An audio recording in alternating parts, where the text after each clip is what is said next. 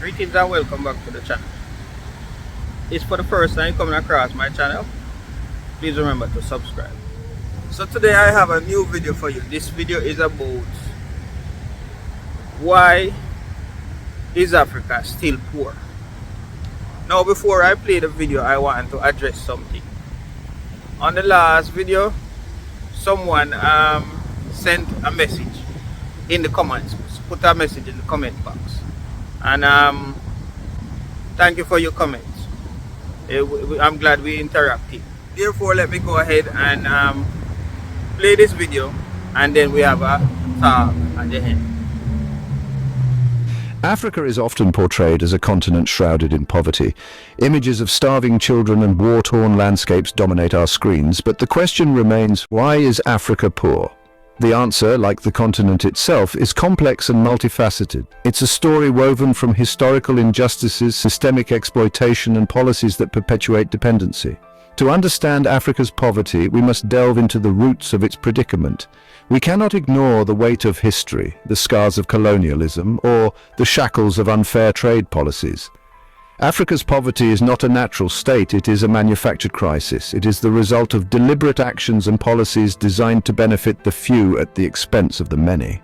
It's time to move beyond simplistic narratives and confront the uncomfortable truths. This essay will expose the historical and systemic forces that have kept Africa impoverished.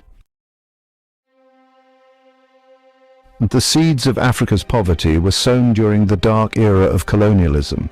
This period marked the beginning of a long and arduous journey for the continent, one that would see its people subjected to unimaginable hardships and exploitation. European powers, driven by greed and a sense of superiority, carved up the continent like a prize. They held conferences and drew lines on maps, with little regard for the people who lived there. These arbitrary divisions ignored the complex tapestry of ethnicities, cultures, and languages that existed long before their arrival. They imposed arbitrary borders, igniting ethnic tensions that plague many African countries to this day. These borders forced together diverse groups, often leading to conflict and strife. The legacy of these divisions is evident in the numerous ethnic conflicts that have erupted over the years, causing untold suffering and instability. Colonialism was a system of extraction. It was designed to benefit the colonizers at the expense of the colonized. The wealth of Africa was siphoned off to build the economies of Europe, leaving the continent impoverished and underdeveloped. Natural resources from gold and diamonds to rubber and cocoa were plundered to fuel European industries. The extraction of these resources was often done under brutal conditions, with little regard for the well-being of the African people. This exploitation left a lasting scar on the continent, depleting its natural wealth and stunting its economic growth. Africans were denied education and opportunities, relegated to the role of laborers in their own lands. The colonial powers had no interest in developing the human capital of Africa. Their focus was solely on extracting as much wealth as possible. This lack of investment in education and infrastructure has had long-term consequences, hindering the continent's ability to progress. This systematic exploitation crippled the continent's ability to develop its own industries and institutions. The infrastructure that was built was designed to facilitate extraction, not development. As a result, many African countries found themselves with economies that were ill-equipped to support sustainable growth. The legacy of colonialism is not just economic, it's also psychological. The colonizers instilled a sense of inferiority in the African people, a belief that they were somehow less capable or less deserving of progress. This psychological impact has been profound, affecting the self-esteem and aspirations of generations. Centuries of subjugation instilled a sense of inferiority that continues to hinder progress. Despite the resilience and strength of the African people, the shadow of colonialism looms large, affecting their ability to fully realize their potential. The wounds of colonialism run deep, and their impact reverberates through generations. The stories of hardship and resistance are passed down, serving as both a reminder of the past and a call to action for the future. Cultural ceremonies and traditions play a crucial role in healing these wounds, fostering a sense of identity and pride. To this day, African nations struggle to break free from the chains of their past. The journey towards true independence and self-sufficiency is ongoing, with many countries working tirelessly to overcome the challenges left by colonialism. Political movements and development projects are a testament to the continent's determination to forge a new path. The legacy of colonialism is a stark reminder that true development requires more than just economic growth. It demands justice, equality, and the restoration of dignity. African communities are coming together to rebuild and progress, driven by a shared vision of a brighter future. The road ahead is long, but the spirit of resilience and hope remains unbroken. Even after independence, many African countries found themselves trapped in a web of extractive institutions. The euphoria of newfound freedom quickly gave way to the harsh reality that the structures of exploitation were deeply entrenched. Corrupt regimes, often propped up by foreign powers, continued the colonial legacy of resource exploitation. These foreign powers, driven by their own economic interests, found willing partners in local elites who were eager to maintain their grip on power. Instead of serving the people, these governments served themselves and their foreign patrons. Lavish lifestyles and opulent settings became the norm for those in power, while the average citizen struggled to make ends meet. They siphoned off wealth, leaving their citizens mired in poverty. The stark contrast between the rich and the poor became ever more pronounced, with wealth concentrated in the hands of a few.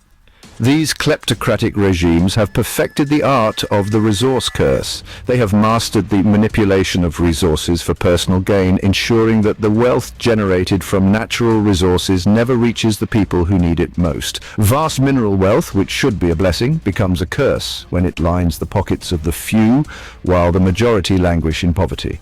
The potential for development and prosperity is squandered, replaced by a cycle of exploitation and neglect.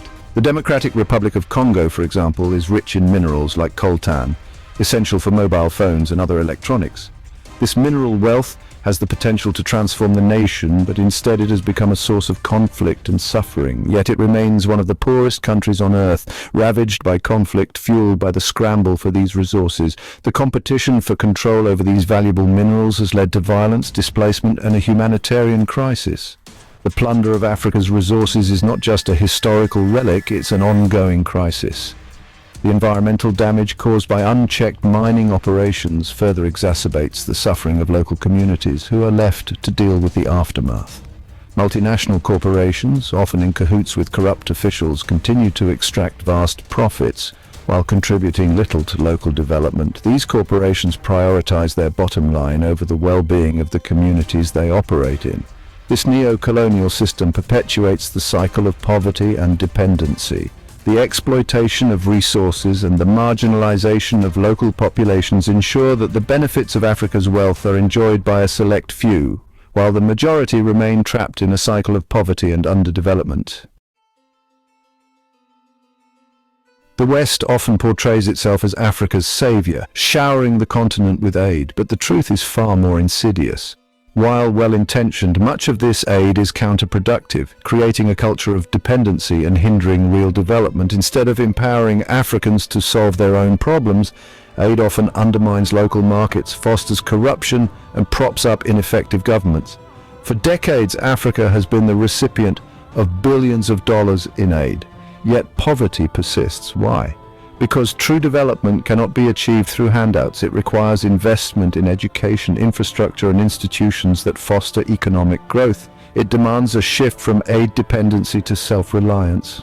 Aid, when poorly designed and implemented, can be a curse disguised as a blessing. It can exacerbate corruption, distort local markets, and create a culture of dependency. It's time to rethink the aid model and focus on empowering Africans to build a brighter future for themselves. Many African countries are burdened by crippling debt, much of it accrued through predatory lending practices. During the 1970s and 80s, African countries were encouraged to take on massive loans, often at exorbitant interest rates. These loans, intended for development projects, often ended up lining the pockets of corrupt officials or funding ill-conceived projects that yielded little benefit.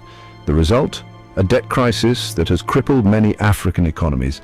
Instead of investing in education, healthcare and infrastructure, scarce resources are diverted to service these debts. This debt burden is a major obstacle to development, trapping countries in a vicious cycle of poverty and dependency. The international community must acknowledge its role in creating this debt crisis. Debt cancellation, along with fair lending practices and responsible borrowing, are essential steps towards breaking the chains of debt and enabling African countries to invest in their future. While the West preaches free trade, it often practices a different tune when it comes to Africa. Despite the rhetoric of open markets and equal opportunities, the reality is starkly different. Protectionist policies, such as agricultural subsidies in developed countries, create an uneven playing field. These subsidies make it difficult for African farmers to compete in global markets, as they cannot match the low prices of heavily subsidized products from the West. This hypocrisy undermines one of the most promising avenues for African development trade. The potential for growth and prosperity through trade is immense, yet it remains largely untapped due to these unfair practices. Unfair trade practices limit Africa's ability to harness its agricultural potential and create jobs. The youth, who are the future of the continent, find themselves without opportunities, leading to high unemployment rates. They perpetuate a system where African countries are relegated to exporting raw materials, often at low prices, while importing finished goods. This not only stifles economic growth, but also hinders technological advancement and industrialization. This cycle of dependency is detrimental to the continent's long-term development. African nations remain consumers rather than producers, which affects their economic sovereignty. For Africa to prosper, it needs fair access to global markets. This means removing barriers that prevent African products from competing on an equal footing. Additionally, Africa needs the opportunity to add value to its raw materials. By processing and manufacturing goods locally, African countries can create jobs, boost their economies, and reduce dependency on imports. Trade, when conducted on a level playing field, has the power to lift millions out of poverty. It can drive economic growth, improve living standards, and foster innovation. The benefits of fair trade extend beyond economics. They can lead to social upliftment, better education, and improved healthcare, creating a more prosperous and stable society. It's time for the West to practice what it preaches. By removing protectionist policies and supporting fair trade, developed countries can help create a more just and equitable global trading system. Such a system would empower African nations to reach their full potential. It would enable them to take control of their economic destinies and build a brighter future for their people.